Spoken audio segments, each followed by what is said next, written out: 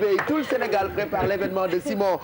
Je sais qu'actuellement ñu bëri tiit nañu par rapport ak billets yi parce que chaque année c'est un problème. Moi je me rappelle l'année dernière ba ci jour spectacle bi on a vu que ñi duggul woon sax moo ëppoon ñu dugg parce que sénégalais dañuy yéex di jël voilà dañuy yéex a jóg. Et je pense que pour cette année ñi ko raté woon daaw dañu teel a jënd dañu teel a def ay réservations pour mën a teel a ñëw ci événement bi si bon d'abord ñu bàyyi la nga nuyoo ak téléspectateurs yi nga xam ne ñu ngi ñuy seetaan depuis ce matin. Ok déjà asalaamaaleykum ñu ngi nuyu ñëpp. ñoo ngi la fay. di leen remercier encore ci invitation bi di nuyu tous les téléspectateurs ak tous les mélomanes qui nous suivent. Waaw Grand Théâtre un samedi je crois qu'il reste 40 billets. 40 et quelques. Que 40 billets. waaw donc. macha allah. instant yii nii voilà gars yi bu ñu gaawee moom xam naa ne tey ñu annoncé guichet fermé incha allah. Ah oui parce qu'on est mardi déjà. On est mardi voilà. Ouais. La question que tout le monde se pose que je me pose. daaw dañu amoon spectacle bu époustouflant. Absolument. am ay tableaux yu bëri. ci benn guddi. c'est-à-dire on s'est rendu compte que musique bi ngay def. mag xale. góor jigéen ñëpp mën nañu ko consommer et dafa gën a leer ci grand public bi surtout fii Sénégal l'année dernière ci spectacle bi alors li ñu am c'était extra est-ce que dinañu am lu gën loolu ren on le souhaite on espère en tout cas parce que xam nga chance bi mooy d'avoir plein de gens derrière extrêmement il y a les Ama Diop derrière qui sont super critiques Gaston qui est super critique ñoom Books voilà Makoura le management ak ñoom Aziz waa Buzz Events xam nga on entend Simon wala Simon Show mais les gens oublient il y a énormément de gens derrière et limite ay xeex la quoi sound bi day dugg sound bi du dugg non bii foog nga jouer ko parce que daaw nee nañu jouer woo ko tu vois il y a pas que moi tu vois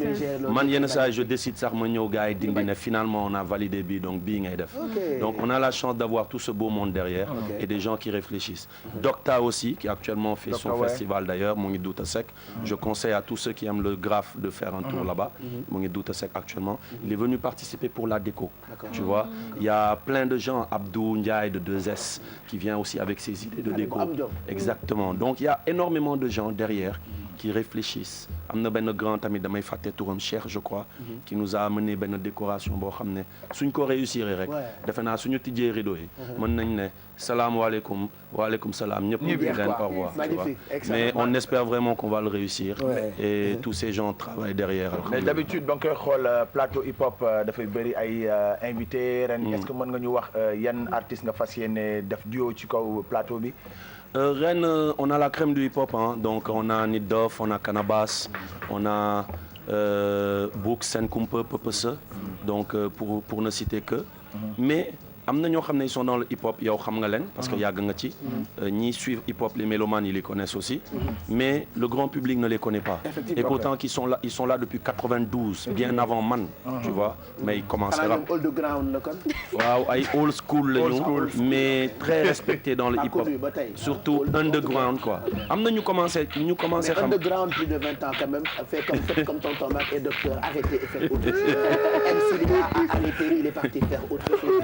c'est des gens que j'apprécie beaucoup donc genre ñooñu dañuy ñëw mais boo leen cette année tu vas te rendre compte que ne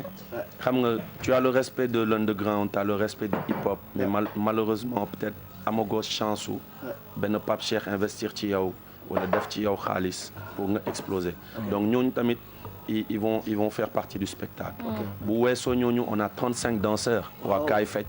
tu vois sur une scène 35 danseurs il y a un grand guitariste boo xam ne tout le Sénégal le connaît avec waaw jox nga presque turam nañu yem foofu no comment voilà no comment on va faire un défilé sur scène donc parler de femmes africaines tu vois mais pas un défilé ñëw dox mais dinañu won ay ndoketu koketu ay fecc ay mais est-ce que danañ ci gis aussi yow sa ligne bi voilà et il y a une nouvelle ligne au fait qu'on va lancer il y a surtout une nouvelle ligne qui s'appelle Suñu je l'ai fait dans le nouveau clip benn N bu am benn genre virgule ci kaw Suñu une nouvelle marque en partenariat avec Babacar Gueye ancien footballeur international qui est venu investir là-dessus il y a les clés USB parce que l'année dernière on en avait eu que 500 ñu jaay ko ay pro mais tey on a 1000 yu ñëw donc nit yi dinañ ku nekk mën na am clé USB am donc boo ñëwee boo ko bëggee ci scène bi il y a énormément de choses hein. Si tu vois l'affiche on est en militaire on est en robe d'avocat et on est en prisonnier. Après on comprendra que chacun pourra en profiter. Peut-être Simon Show l'événement bi tudd mais c'est un festival en fait. C'est une sorte de comédie show hein. Il y en aura xam nga l'année dernière malheureusement le hip-hop dañu teel a tëj rideau yi parce qu'on avait débordé par rapport au temps.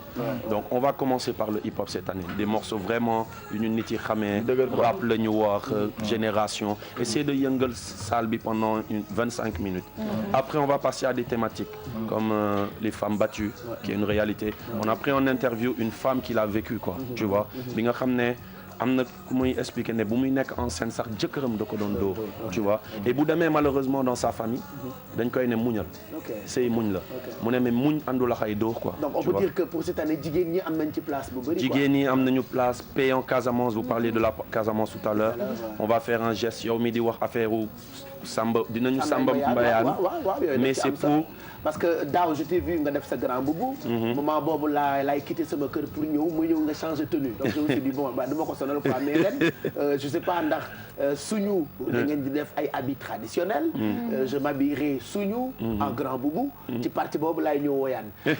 tout lu ëpp ci lu ngeen ci am paraît-il da ngeen di am ñu ngeen di jàppale vous allez faire du social après. Exactement on va essayer de donner l'exemple c'est-à-dire xam nga il y a de grands artistes qui viennent au Grand Théâtre ñu parrainé ko tous les ministres ñu parrainé ko tous les députés ñu parrainé ko tous les femmes de députés femmes de ministres femmes de monsieur le président tout le gouvernement parrainé ko des grands hommes d'affaires ñu jox leen xaalis jox leen ay soutien en plus de ça tu viens sur la scène du Grand Théâtre ñu lay mayaat xaalis nga koy dugalaat sa poche alors que peut-être xaalis boobu mën na dimbali comme l'année dernière ce qu'on a fait Empire des enfants mën na dimbali plein de gens yu nekk fii les jeunes de Albert damay fekk exactement tu vois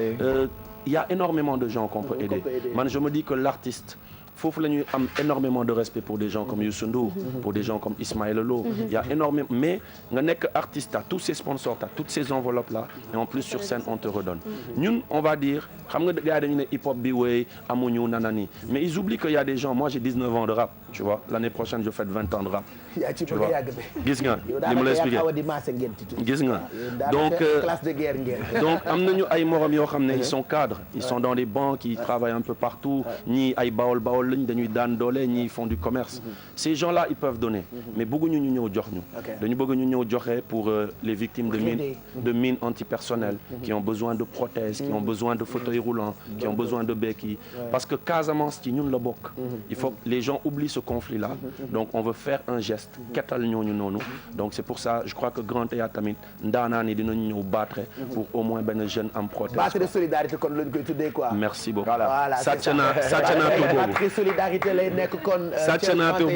mais il reste 40 billets c'est ça loolu moo ma xaw a tiital tuuti parce que Mairie Bey ak monsieur Diouf amaguñu billet de te ñoom moom VIP lañ leen di te tamit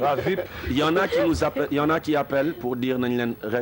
seen réservation te je crois que demain mooy dernier délai donc si tu ne récupères pas on le donne à d'autres parce que actuellement il y a des gens qui attendent quoi voilà alors on va faire lu am solo ak Mado ñu joxe un peu couleur style